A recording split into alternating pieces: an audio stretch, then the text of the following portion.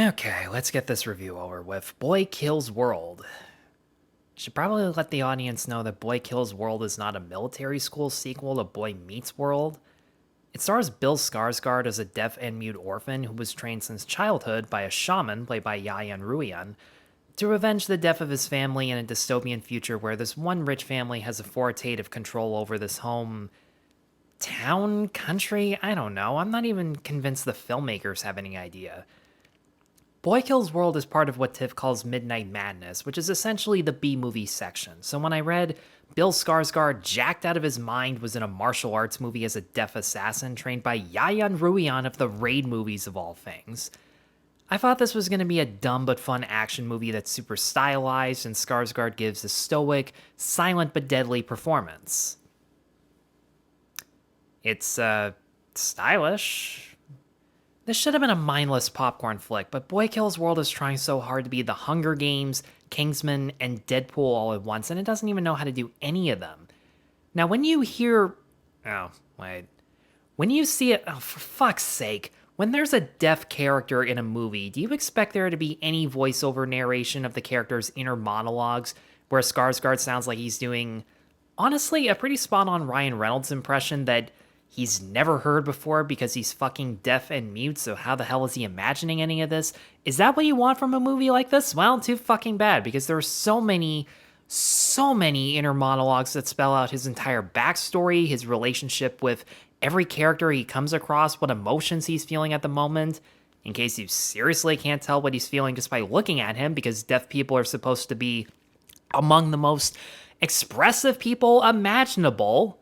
There were so many opportunities for this to be a visually told story, but nearly every line in the script is exposition that fills you in at the last minute or repeats shit that we were already aware of, especially when it comes down to the themes of this movie, because, yeah, a movie called Boy Kills World has themes about how the wealthy are the true rulers in the world.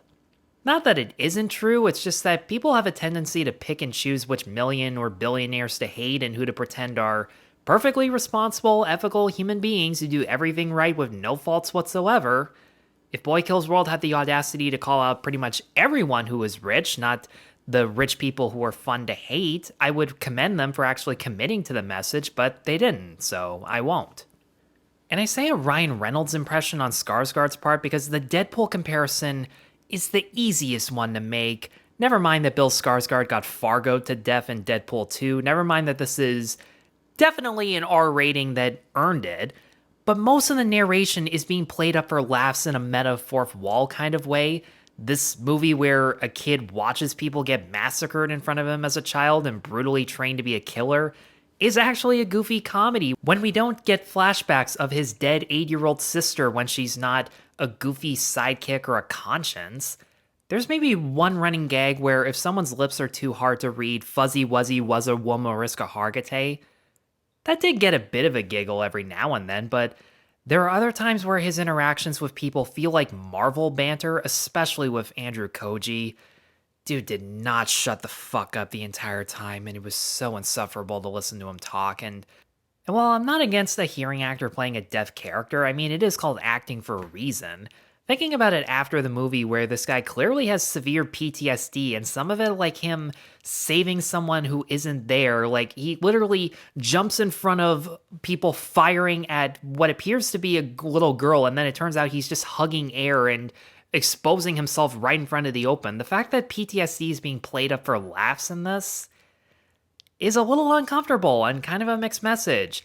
If the comedy in this wasn't on a Marvel or sitcom level of cringe, it probably would have been some creative dark humor, and I've seen mental illness being played up for laughs in a good way, but this isn't it, so yeah, not much else to say there, and it doesn't help that there are so many actors like Yayan Ruhian or Sharlto Copley who are basically extended cameos when their characters could have been so much more. All of Ruhian's lines are delivered off-screen because dude still can't speak fluent English and for some reason he's not allowed to speak his own language. I don't think I'm giving anything away when I say that Sharlto Copley dies. He's kind of becoming the new Sean Bean at this point. But the way that he died was so painfully obvious, and yet they draw it out anyways like we're somehow not anticipating it. Why am I stuttering an inner monologue? Whatever. And it just killed the joke for me.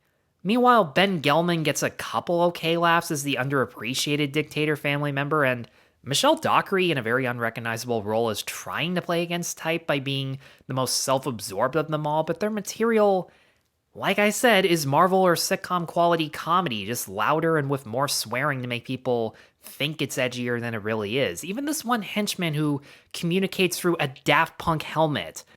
That sounds awesome, but it's barely utilized, and I kept forgetting she was even in the damn movie, even though there's a plot twist about her.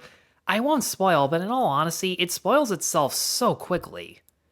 And the Kingsman reference might throw off people who have already seen it, but here's what I mean by that.